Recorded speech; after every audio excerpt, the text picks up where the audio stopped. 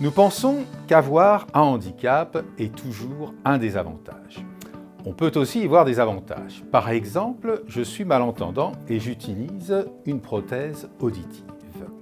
Je dispose aussi d'une application sur mon téléphone mobile qui me permet d'amplifier le son ou au contraire de fermer mes oreilles.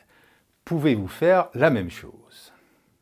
Mon message principal est que nous pouvons et nous devons faire mieux en matière d'inclusion des personnes en situation de handicap dans l'action humanitaire de MSF. Ne pensez-vous pas que nous avons assez à faire ? Pour une organisation humanitaire, utiliser l'argument « nous avons assez à faire » pour exclure ceux qui ont le plus besoin de nous, ça ne semble pas très humanitaire, non ? L'action humanitaire est une question d'impartialité, c'est-à-dire de répondre en priorité aux besoins des groupes les plus vulnérables. Et dans les endroits où nous travaillons, les personnes en situation de handicap font souvent partie des groupes les plus vulnérables. Mais on parle de très peu de monde. Eh bien, en fait, non ! Environ 1 milliard de personnes, 15% de la population mondiale, ont une forme de handicap. Et d'ailleurs, par exemple, ce rapport déjà publié en 2014 par HelpAge et Handicap International, organisation aujourd'hui connue sous le nom de Humanité et Inclusion, nous a montré que 22% des réfugiés syriens dans les camps de réfugiés en Jordanie et au Liban vivaient en situation de handicap. Mais où sont-ils ? On ne les voit pas. Précisément, les enfants handicapés et les personnes handicapées sont souvent dissimulés dans les pays où nous travaillons. Victimes de préjugés, de stigmatisation, de tabous et de discrimination, ils sont souvent invisibles. N'oublions pas non plus que la plus grande partie des handicaps sont des handicaps invisibles. À MSF, on pose souvent la question des crises oubliées. Les personnes handicapées font-elles partie des crises oubliées ? Une crise peut être aussi oubliée par MSF elle-même. Désolé, mais c'est trop cher. On ne peut pas se le permettre. Comme nous le verrons, de nombreuses actions possibles n'impliquent aucun coût supplémentaire. Et en matière d'accessibilité et de conception universelle dans la construction, les experts estiment que le surcoût pour construire accessible pourra ne pas dépasser 1% du coût total, si prévu dès le départ. Ce qui est sûr, c'est que cela coûtera beaucoup plus cher et peut même devenir très difficile si vous souhaitez rendre vos bâtiments accessibles ultérieurement. De toute façon, nous n'avons pas l'expertise. Cela coûtera beaucoup d'argent. Pas de souci, on peut le faire. Quelques mesures simples peuvent faire une réelle différence. Laissez-nous vous montrer quelques très bons points de départ. Je vous propose 6 principes clés simples pour changer et devenir une organisation plus inclusive des personnes en situation de handicap. Principe clé 1. Sensibiliser au risque d'exclusion des personnes en situation de handicap, en commençant par vos collègues et votre équipe. Les principaux obstacles à l'inclusion sont les attitudes. Des attitudes négatives, souvent fondées sur des préjugés. Des préjugés sur ce que les personnes handicapées peuvent faire ou ne pas faire. N'hésitez pas à faire appel aux organisations locales représentatives de personnes en situation de handicap pour sensibiliser votre équipe. Vous pouvez également utiliser cette vidéo et notre cours en ligne. Principe clé 2.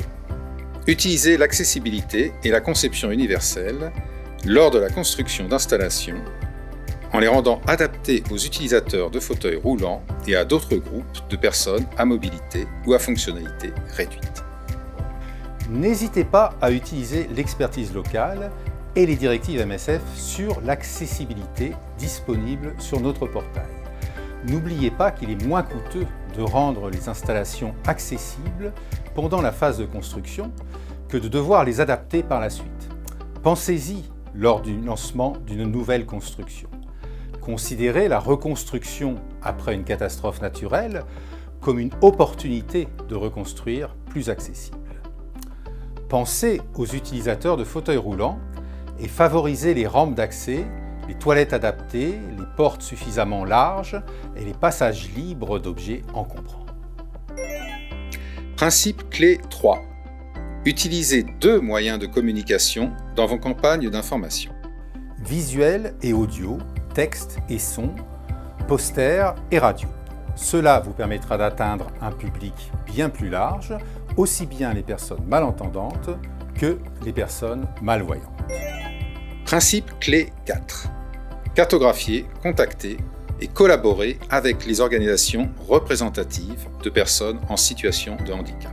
Elles peuvent avoir des données sur la situation à laquelle les personnes en situation de handicap sont confrontées dans la région où vous travaillez. Elles peuvent travailler avec vous sur la conception de votre projet ou évaluer l'accessibilité de vos locaux. Elles peuvent sensibiliser votre équipe à l'inclusion ou vous aider à recruter des personnes en situation de handicap. Vous pouvez également y former des pairs éducateurs qui pourront passer des messages importants pour la promotion de la santé dans leur réseau. Principe clé 5. Recruter de manière proactive des personnes en situation de handicap parmi votre personnel. Nous avons souvent beaucoup de préjugés sur ce que les personnes en situation de handicap peuvent faire ou ne pas faire. Les personnes en situation de handicap ont l'expérience de vivre avec un handicap dans la région où vous travaillez et elles peuvent vous aider à mieux comprendre les besoins des personnes en situation de handicap dans cette région. Elles peuvent également avoir des compétences supplémentaires très intéressantes, comme la connaissance de la langue des signes, par exemple. C'est aussi simple que de dire que les personnes en situation de handicap sont encouragées à postuler. Principe clé 6. Inclure les points de vue et les besoins des personnes en situation de handicap dans votre évaluation des besoins, la conception, le suivi et l'évaluation de votre projet. Maintenez les patients et les patients en situation de handicap au centre de notre action médicale. Je ne suis toujours pas d'accord. L'inclusion des personnes en situation de handicap est facile. Nous pouvons faire quelque chose, faisons-le. Bien dit.